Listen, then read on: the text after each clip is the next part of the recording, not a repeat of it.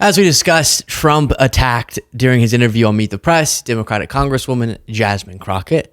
And she's now responded multiple times, even in a hearing going on, to use the language against him that he used against her. So we'll look at all that. But here's, I think, important background. Trump is deeply and profoundly insecure about his own intelligence. So that's important in analyzing his attacks against others, is that he's projecting and he's just so insecure because despite his posturing, he notices whenever things like this come out of his mouth. We have to keep our country gay. Yeah, we do. We got to keep it gay. Or when things like this come out of his mouth. Glory be to which leads him to brag about cognitive testing, memorizing words. Person, woman, man, camera, TV. We're really milking the soundboard today. So that's what leads him to saying things like this about Jasmine Crockett. I look at the Democrats, they're in total disarray. They have a new person named Crockett. I watched her speak the other day. She's definitely a low IQ person. And they said, she's the future of the party. I said, you have to be kidding. As we go through this, please do click the subscribe button. Millions of people watch every week who are not subscribed. It's easy. It's free, but it supports the show. Yeah, so he did this a bunch against Kamala Harris. He said that against Joe Biden. And now he's saying it against Jasmine Crockett. She watched that clip and responded on CNN. Let's bring in the person he name-checked there, Democratic Congresswoman Jasmine Crockett of Texas. Congresswoman, your response. The fact that you just got done engaging in a conversation where we have a president of the United States who has no idea about the oath that he just took on January 20th tells me everything that I need to know. He didn't even have good sense enough in that same interview to say something as simple as, yes, I will follow the Constitution. You know, the thing that actually derived from the oath that he was supposed to take. And he supposedly took an oath, which there's a lot of people that point out that he never put his hand on the Bible, even though he acts as if he could somehow be the Pope.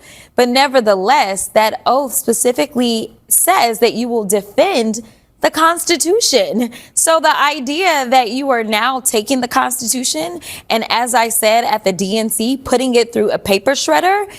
Yeah, so I think some people's knee-jerk response would be, well, you're stupid. I like that she brought it back to interesting criticism coming from someone who doesn't seem to know a darn thing about the Constitution.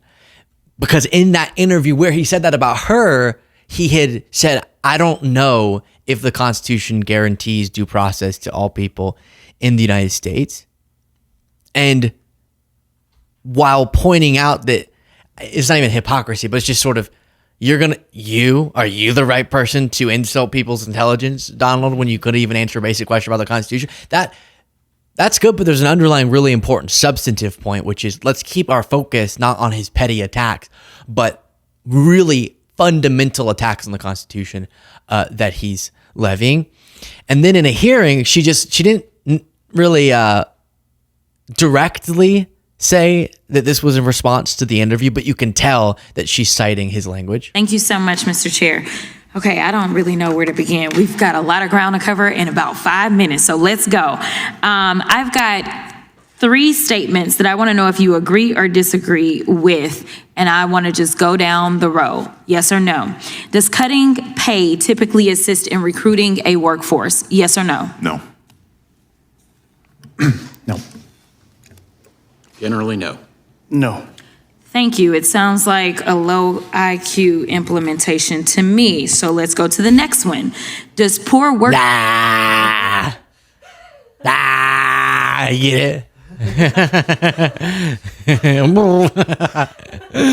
In your face. No, I mean, it is. I don't know why that's how I wanted to respond, but this is, I don't know. It's American politics, baby. This is what we're doing now. But it's important to criticize if we get to the substance, Luke. Get to the substance. That once again, while Trump has petty insults, we should have actual policy critiques, which is what you're bringing forward there. And if anything is indicative of low intelligence, it's doing the trade war that Trump's doing right now with no end in sight and with no coherent policy. She also spoke on the House floor. Mr. Speaker, I rise today with a simple but clear message. First of all, I just got to clear up a few things. Instead of the president cosplaying as the next pope, he may want to try to cosplay as an actual president of these United States. That means that he may have to do a little. By the way, I think what my reaction was before. I love, and by love I mean I don't love. That what's that? Oh, that American politics is turning into, and Trump is the chief purpose of this. I would say his movement is really causing this, the own the libs mentality, right? But then people respond, and then it's just deba-deba-doo. Into just one big roast. It's just like Trump is cosplaying as the Pope when he should be cosplaying as the president. Oh, right. You picture that's right. Oh, you just got burned, right? And Trump's like, you're low IQ. It's like, well, you're low IQ. It's just, but that was a good line, though. I had to be honest. It was a good line. Mr. Speaker, I rise today with a simple but clear message. First of all, I just got to clear up a few things. Instead of the president cosplaying as the next pope, he may want to try to cosplay as an actual president of these United States. That means that he may have to do a little bit of research and decide that he wants to understand that he swore an oath, and this oath was to protect and defend the Constitution. That is the oath that he was supposedly taking on January 20th, as well as we may want the president to look into what the Declaration of Independence was about. We may want him to understand that there was a foundational document as it relates to self-determination of those who had recently gained their independence from Great Britain. I would hope that he would maybe spend a few of these days in this first 100 days, and it is sad to say that it's his second term, that he doesn't understand that the Declaration of Independence is about this idea that we are entitled to the right of life, liberty, and the pursuit of happiness. And now, I think what she's referencing here is, let me pull this clip up. Trump got asked about the Declaration of Independence, and it was a very bizarre reaction. Let's just see if we can pull this up. This is what Trump thinks the Declaration of Independence stands for. And of course, you have the Declaration of Independence. What does it mean to you? Well, it means exactly what it says. It's a declaration. It's a declaration of unity and love and respect, and it means a lot. And it's something very special to our country. The host's face. Yeah. I remember sitting in, like, as a kid, Bible study, and there were some kids who they just didn't get it, right? They didn't get what they were supposed to say. We would read a verse, and they were picking their nose. They were thinking about something else, and they were on their phone. And you would go around the circle, and, like, everyone's obligated to say something about the scripture we just read.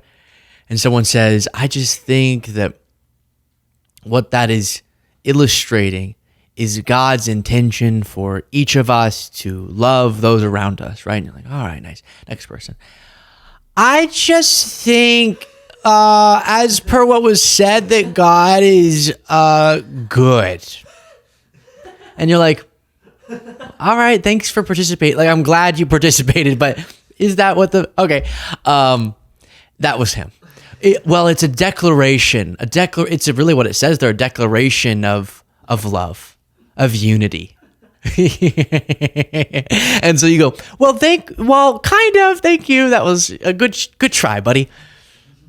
And then you go, oh, wait, he's the president. Maybe he should have a little bit more insight.